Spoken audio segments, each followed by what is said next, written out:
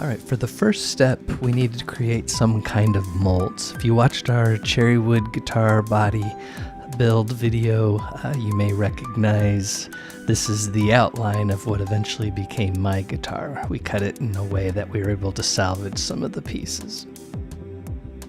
So to prepare the template, I'm going to use caulk to go all the way around it where it's on the MDF so it doesn't leak out onto my floor, and then some Tyvek tape to line everything so the mold will come out once it's dry. And this isn't rocket science, just make sure you lay the tape down as flat as you can get it and then use either caulk or even hot glue just to make sure that none of the epoxy drips out onto your floor. After it was thoroughly taped, I went ahead and added some of this quick release spray just to make sure that mold would release easily.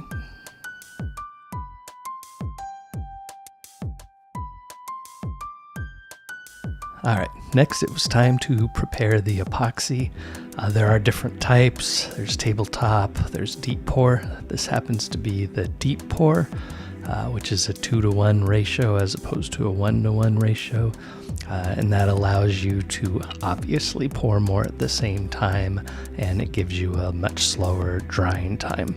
And you can see I'm going to add some color for the very first layer, as I decided this guitar would have a beach theme using a lot of shells that were sourced from a local island. And on the table there you can see a project independent of this guitar body, but generally the same idea, so it should be something like what you're seeing with that tabletop. And now it's time to make that first pour.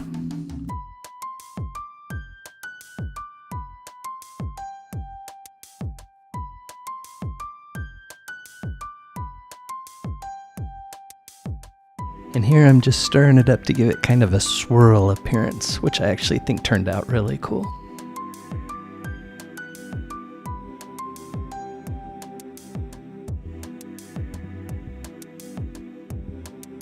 Alright, remember we're making 2 guitars here, so for the second guitar, Uncle's guitar, we're going to try a cardboard box.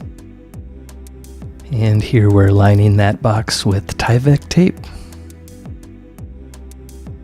And here we are back to the caulking around the box. A very important step if you don't want epoxy resin all over your countertop or floor.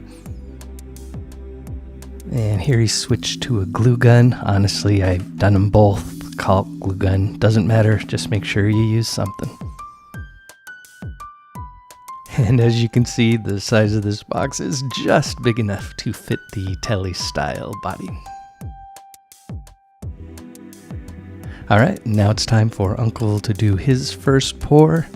I'm not going to show you every time we mix the epoxy resin. It's pretty much the same thing over and over again, although you can see he's definitely going a very different direction than I am with his theme, so it'll be very interesting to see how this guitar turns out.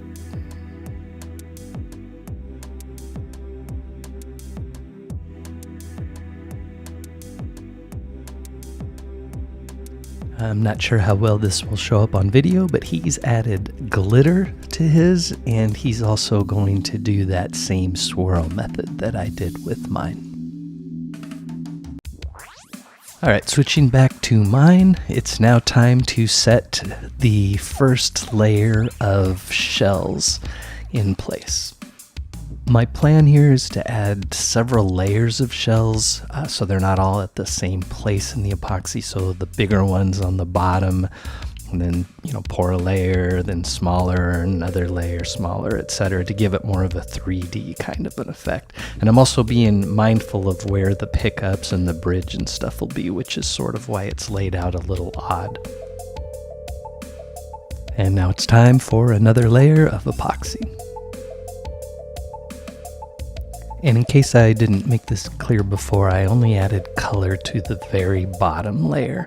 All the subsequent layers will be clear. And here we have another layer of shells and another layer of epoxy. Rinse and repeat till I get it to the thickness that I want. And throughout this video, you'll find all sorts of unrelated epoxy projects. I was working on several, Uncle was working on several, even my wife was doing some. So when you see all that other weird stuff in the background, that's what all that's about. Here's a nice close-up of what it looks like at this point. All right, so back to Uncle's guitar. Lots of layers, lots of swirls, lots of glitter, and he's sharing with me an idea of how to integrate a pick guard, so this should be pretty cool.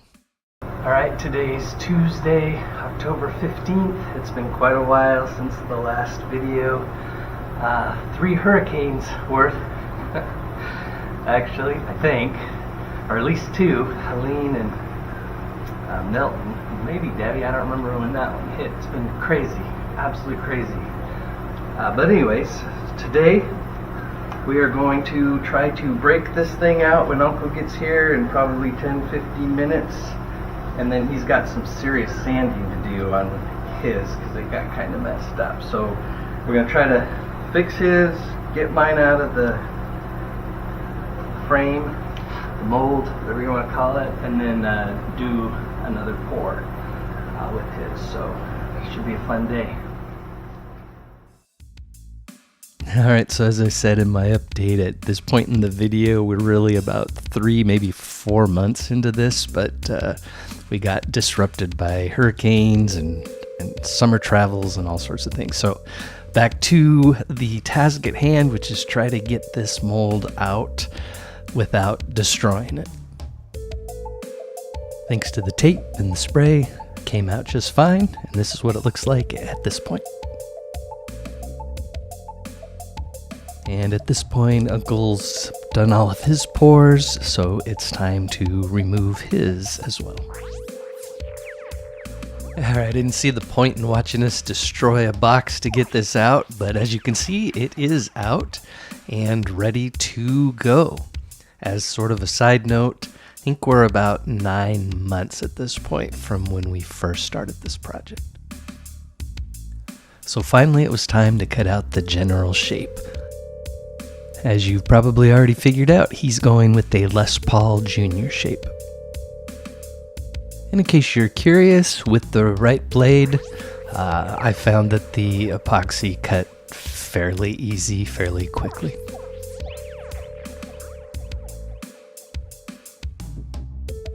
And here he's trying to decide whether to freehand the shape or use the template and router. And he decided to go with the router. And something we learned from the last build, if possible, support that router on both sides. And as you can see, working with epoxy is messy.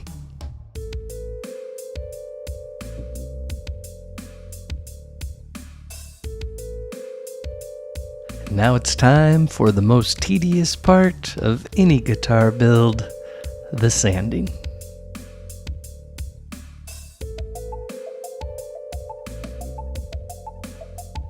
Now it's time to address mine. With the mold, it was pretty close to the shape, but you can see I have a cutaway and the neck area that I need to deal with. And unlike Uncle, I'm going to actually try my hand at shaping this by hand as opposed to with the template and a router, because I want to try to make it as small as possible just to keep the weight down. So, as is typical for me, I made a true bonehead mistake, which is what I'm showing here. I almost started to cut out the entire neck pocket instead of just cut across, and of course knowing that'll be routed down. So, in order to move forward, this problem has to be addressed. I gotta fix my mistake, which is what I'm doing here with the Tyvek tape. And basically I just need to pour in some more epoxy in the area that I accidentally cut into. So here I'm just getting everything prepped for that pour, and I've noticed the back actually has quite a few kind of high and low spots from the tape, so I'm going to go ahead and just address that as well since I got to mix epoxy anyway. There are actually several places you can see where the tape kind of gouged it because it wasn't flat. And I'm kind of inspecting all the different things. So at this point, I've sort of resigned myself that I need to do a lot more epoxy. And so that's what I'm going to do here. I'm not going to show all of this. It's just mixing epoxy, pouring it in. But because of gravity, you got to do little spots here and there at a time, wait for it to dry at least 24 hours, find the next spot, and on and on. So the next time we hook up, this thing will be ready to go. So it's been about 1.5 years since I last checked in. If I'm being honest, I just kind of lost interest in this project. The sheer weight of the epoxy renders these types of guitars more of an art piece. Plus at this point I've done enough other epoxy projects to know that I haven't done a really good job with this one. I do have an idea for a similar guitar, but something that's more practical that my uncle and I will work on. But until then, I decided to forge ahead on this one and turn it into a playable art piece. So to move forward, at this point I decided I wanted to route out a pocket for the neck. So what I'm doing here is returning to my T-style paper template to sort of mock up where that neck is going to be and reestablish the center line. Since I more or less free-handed the body shape, I can't use the template for routing, but it's definitely helpful for finding out where the neck pocket should be, as well as, again, that center line. And this is what I settled on, although once the neck is in place, I'll pretty much have to remark up the pickup location and the control location as well. I have an old neck slated for this project, but unfortunately a screw broke off in it, so I got to deal with that as well. The area around where the neck pocket will be is a little sloppy, so I'm just using this coping saw to remove some more material. On the plus side, that'll also help with the weight a little bit. And here I'm just cleaning everything up by doing a little sanding.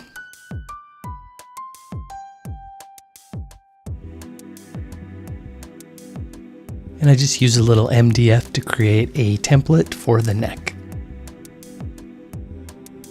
And I always like to drill out as much as I can to lessen the burden on the router. And yes, epoxy is messy.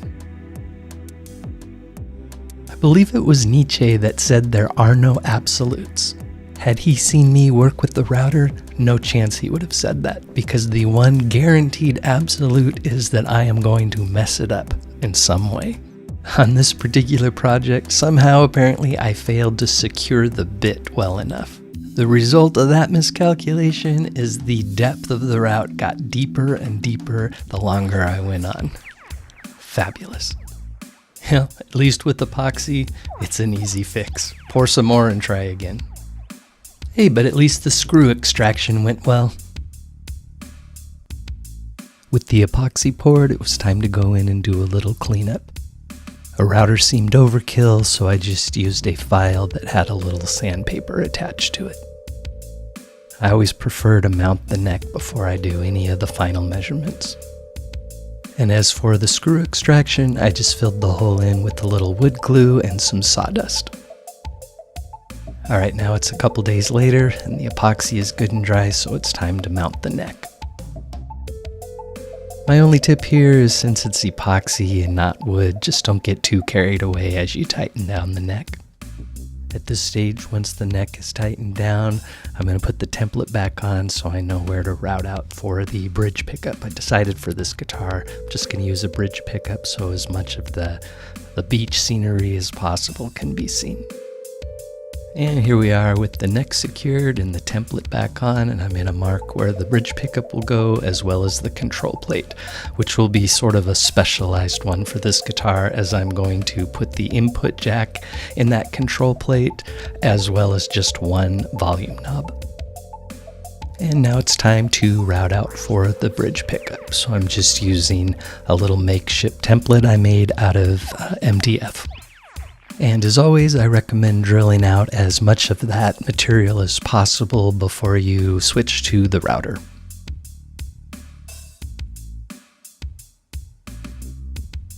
And as you can see, I've ditched the large router for a more manageable palm router. Because I'm an amateur, I just find the large routers are just overkill for these small routes. I can't see what I'm doing and I inevitably make a mistake, and the palm router was the absolute perfect way to go. I wish I would have just done that right from the get-go. And basically rinse and repeat for the control panel. And you can see I've already wired up my input and one volume setup for this project. And then finally, I needed to drill a hole from the pickup cavity to where the control plate will be. Later, when the bridge is in place, I'll need to drill one more hole for the ground wire. And now's by far the most time-consuming part of this project, the sanding. You can see I started about 60 grit and we'll end up going all the way up to 2000 grit. In my limited experience working with epoxy, I highly recommend that you do a wet-dry sanding, especially when you get to the higher grits, and I'll even add just a little bit of soap into the water. And this part took a couple hours at least. I know I came back to it a few times. I'm not going to make you watch that, so we're just going to skip ahead to the post-sanding part of the project.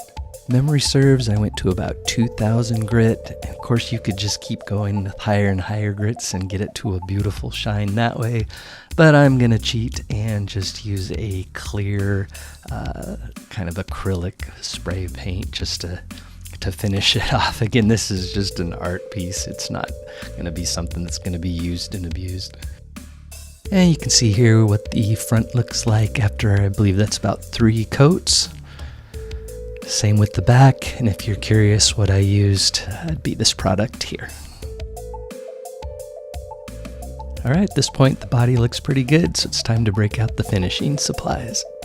Yeah, those are automotive products. I know they do make products specific for epoxy, but those things seem to work good enough for my purposes. So I start with some wet sanding just in the highest grits, I think 1000, 1200, 2000, something like that. And I do add just a little bit of dish soap. And also have a few microfiber cloths on hand. Next, I moved on to the rubbing compound, and as you can see, I prefer to use a drill attachment, although you can certainly do it by hand if that's your thing. I know that with the assembly of the guitar and some holes that still need to be drilled, I'm going to have to revisit this, but I really do like to shine it up at this stage just to kind of get me excited for what the final product will look like. And then after the sanding and the rubbing compound, it's time to put on the polish. And this is what it looks like just prior to final assembly.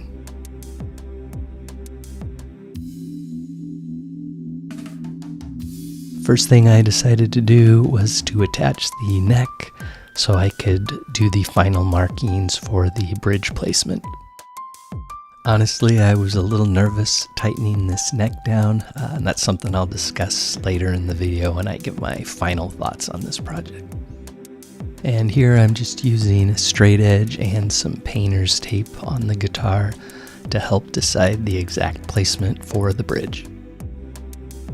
And here I'm connecting the bridge pocket to the control panel pocket. This part always makes me nervous, as you have no choice to put it in at an angle.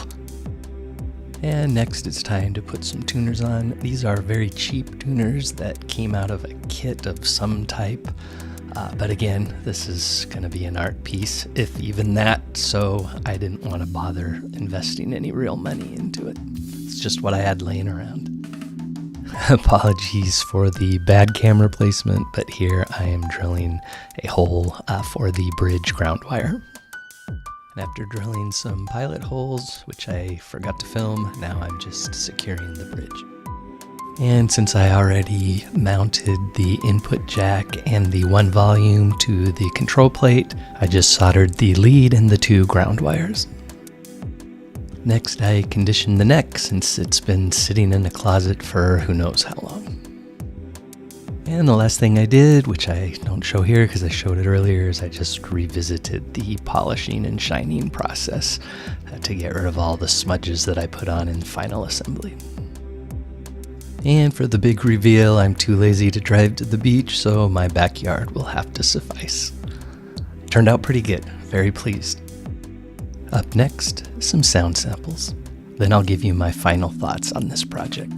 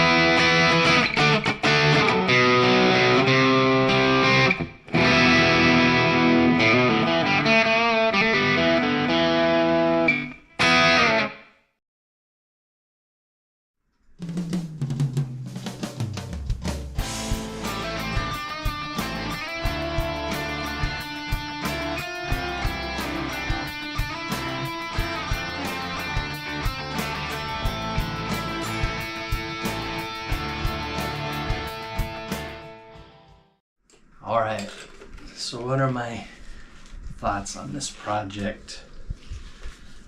Well, I really enjoy projects like this. This was a lot of fun. It's the second time I've tried to make a guitar using epoxy, and if I'm honest, it's probably the last time. A couple things to know. Again, this is in my experience. I'm not a luthier, not a woodworker, epoxy, any of that stuff. I'm just a regular dude who likes messing around in the garage. So some observations if you're interested in a project like this. The probably biggest downside to epoxy is just the sheer weight of it. It's just so incredibly heavy. It's rendering it virtually unplayable in a real world application outside of just showing it off on your lap for your friends. The second thing about epoxy, again, maybe I just don't know what I'm doing, but all of these mounts where the screws go in are sketchy at best. I don't feel confident that this is going to stay down. Maybe it will, but it just feels like it's not going to. Same with the neck. As I was tightening it down, I could sort of feel like it felt like it was gonna maybe give out, and so I stopped so I didn't go very tight with the neck. With that said, it seems to be staying in tune and everything seems to be all right. So maybe I'm wrong on that, but so just, know going into it, super heavy, arguably a little less stable, but the other side of the coin is the options available are unlimited. I mean, you could fill these molds with anything you want, and in fact I would recommend that. Try to fill it with a bunch of stuff that's lightweight, and that would certainly help with the biggest problem, which is the weight. So that's my 2 cents. Had a good time. I'm sure it'll sit in the living room until I get bored, and then I'll take off the parts that I like so I can use them for another day. Had a lot of fun doing it, and hopefully you enjoyed the video. We'll see you next time.